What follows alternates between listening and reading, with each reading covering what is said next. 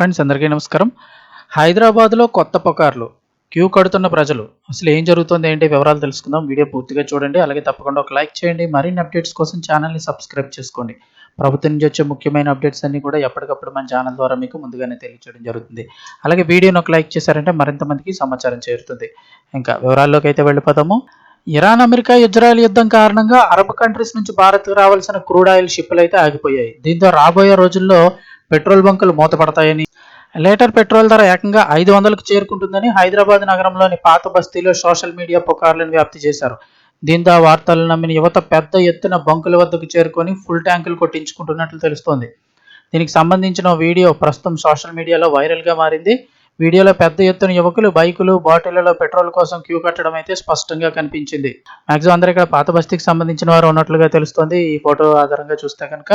అయితే పెట్రోల్ రేట్ల పెంపుపై వస్తున్న వార్తలు పూర్తిగా అవాస్తవమని కొట్టిపారేస్తున్నారు.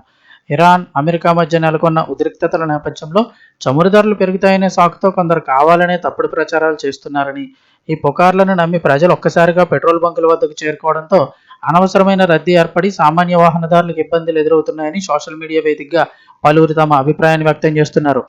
ఇదిలా ఉంటే ప్రభుత్వ వర్గాల అధికారిక చమురు సంస్థలు పెట్రోల్ సరఫరా నిలిపేతపై ఎటువంటి ప్రకటన చేయలేదని ప్రజలు గమనించాలి. ఇలాంటి అశాస్త్రీయమైన వార్తలను సోషల్ మీడియా ద్వారా షేర్ చేయొద్దని, ఏదైనా సమాచారం ఉంటే అధికారిక వార్తా సంస్థల ద్వారా ధృవీకరించుకోవాలని అధికారులు కోరుతున్నారు. అనవసరంగా భయాందోళనకు గురై పెట్రోల్ నిల్వ చేసుకోవడం వల్ల కృత్రిమ కొరత ఏర్పడే ప్రమాదం ఉంది కాబట్టి సంయమనం పాటించాలని విశ్లేషకులు విజ్ఞప్తి చేస్తున్నారు.